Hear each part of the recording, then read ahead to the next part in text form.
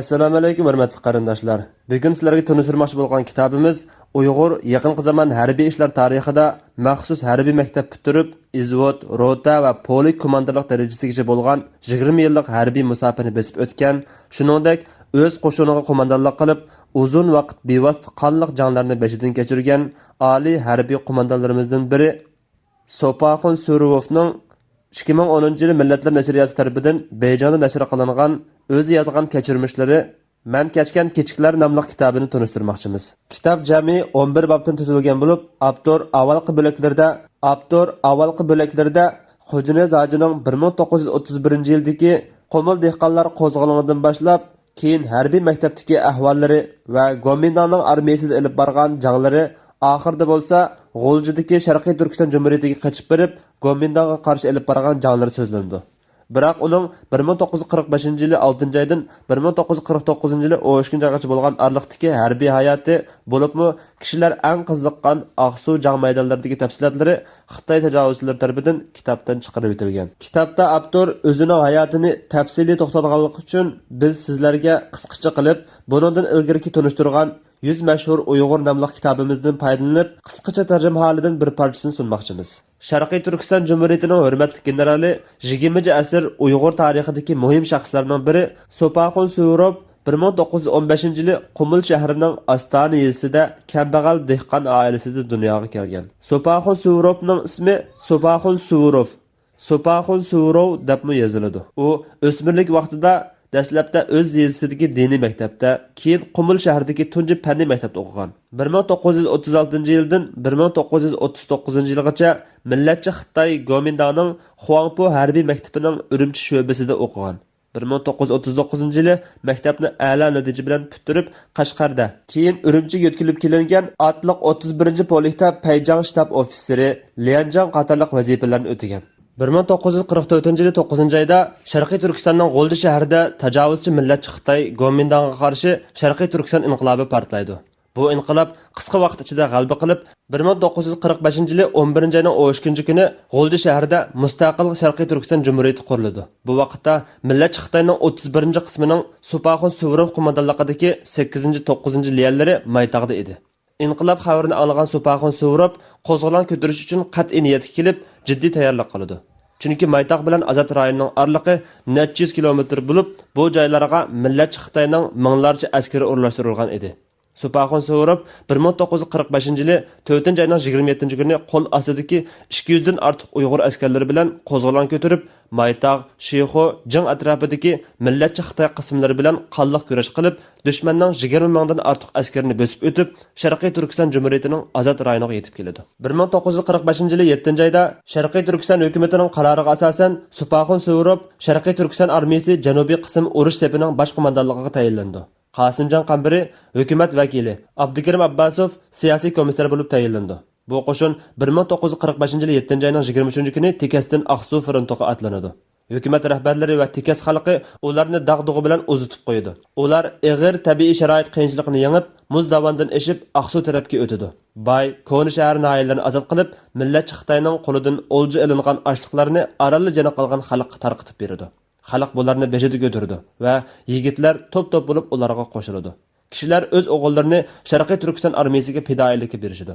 Xalq ularning kelganligini anglab, kechilab yo'l bo'ylariga yetib kelib, ularning yo'lga talmurib, ularning kelishini intizorlik ichida kutdi.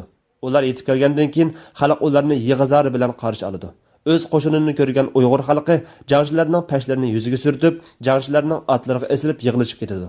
Bu vaymomaylar o'z qo'shinimizni ko'rdik, o'lib ketsak armonimiz yo'q deb qo'llarini egiz ko'tarishib Allohga duo qildi. Yuzlarcha xalq ari to'qmoqlar bilan qurollanib, ularga madad berdi. Sopaxon Surov Muzat qo'rg'onidagi millatchi Xitoy qismlarini yo'qotib, dushmanning Sharqiy Turkistonning janubidagi asosiy kuchni tutib turish orqali Sharqiy Turkiston armiyasining Shixoga yurish qilishiga kafolatlik qilish vazifasini muvaffaqiyatli o'rinlaydi.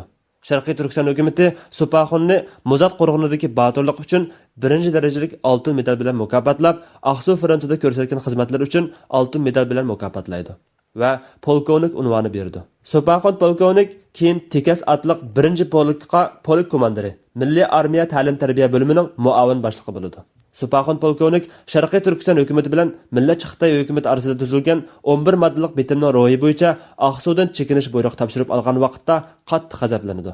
U oxiri Aqsuni ozod qilolmay, fojialik turda Aqsudan chekinganligidan cho'nqur afsuslanadi. 1949-yili Kommunist Xitoy Sovet ittifoqining yordami bilan Sharqiy Turkistonni bosib olgandan keyin Sharqiy Turkiston armiyasini Xitoy armiyasining 5-korpus armiyasiga o'zgartgan.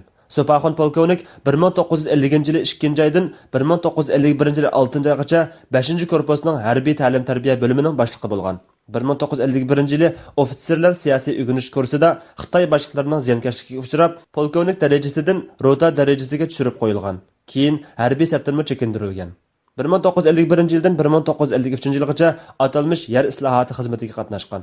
1953-yildan 1955-yilgacha dehqonchilik 4-diviziya transport 4-atirtida cho'ng atart bo'lim boshlig'i bo'lgan.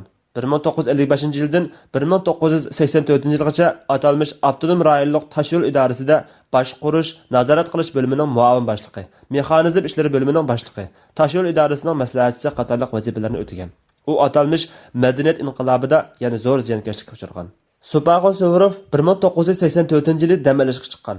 U shundan keyinmi vaqtini chang tutib, zehnini yig'ib, keyingi avlodlarga ashu yillardagi ajoyib tarixni aynan yetkazish uchun "Men kechgan kechiklar" ismli tarixiy aslimasini yozib chiqqan. Bu asar 2010-yili 8-oyda Millatlar nashriyati tomonidan nashr qilingan. Bu Supaxon Suvorovning har bir Uyg'ur o'qib chiqishga arziydigan esil asardir. General mundaq vasiyat qilgan: "Balarim, men askar boshlab qurol ko'tarib so'qish qildim. Turmaga tushib mahbuslar qatorida ig'ir emgakmi qildim. Zay zindonlarda, qo'rqinchli qiynashlarda xo'rlandim. Ammo bosh egmadim, tizlanmadim. Meni ikki narsa yiqilgani yerimdan turg'izdi. Biri men o'rgangan tarix, yana biri men egillagan hunar. Men bilgan tarix menga millat uchun kurash qilib, hurlik talab qilgan ajdodlarimizning kurash irodalari orqali ma'naviy yo'lak bo'ldi. Bovularimizning shalliq tarixi va qahramonlik ish izlari menga zay zindonlarda boshpanoh bo'ldi. Ruhiy oziq bo'ldi. Dushman och qo'ydi, ammo umidsizlantira olmadi. Tenimni qiynadi, ammo ruhimni bosh egdirolmadi. Chunki mening ruhiy dunyorimda ajdodlarimiz hikmatlardan allaqachon yiqilmas iroda munori tikilgan edi. Bu xosiyatli munarni hech kim yiqitolmaydi. Men bovularimizning insonga 72 xil hunarmi oz degan tavsiyasi bo'yicha fursatli bo'lsa hunar o'rgandim. Turmaga tashlangan chog'imda qo'limdan navoiylik, shopurlik, rimnutchilik, ko'rik yasash, tamchilik qatorliq hunarlar kelganligi uchun dushmanlarning menga ehtiyoji tushibli turdi. Balki mushu hunarim xosiyatidan bo'lsa kerak, shuncha qiynadi-yu o'ltirishmadi. Hunarning xosiyati sababli hayot qolgan malla emas. Marhum O'tkir apandim xizmatini qoldirilgandan keyin yog'ochlik bilan jon saqlagan. Urumchida ko'nilar Helimi O'tkir apandimni Daraz yog'ochchi deb atishadi. Balarim, ishxonada gazet o'qib o'ltirib xizmat qilyapman demanglar. Qizil varaqlarni yig'ib olib, boyliqmikin demanglar. Bovullarimiz kimdan qolmagan jahon bu deb to'g'ri aytgan. Biz jiq jahon ko'rdik. Bag'lam pullar bir kechada quruq qog'ozga aylandi. Hayvatli qasrlarda g'adayganlar bir kundala osh zarlarga aylandi. Ruhimiz so'lmasin desanglar, tarix o'rganinglar. Qaddimiz so'lmasin desanglar, hunar o'rganinglar. Mashhur Sharqiy Turkiston Jumhuriyatining hurmatli generali 20-asr Uyg'ur tarixidagi muhim shaxslarning biri marhum Supaxon Suvorov 2001-yili 12-oyning 17-kunisi 86 yoshida Urumchida vafot bo'ldi. Hurmatli qarindoshlar, kanalımızga a'zo bo'lib, texnik ko'p kishilarning foydalanishi uchun hamdardlikni unutmag'aysizlar va tunishtirishni xohlagan kitoblarni astiga inkas shaklida qoldirib qo'yg'aysizlar. Rahmat. Taklimakan kitobxonasi.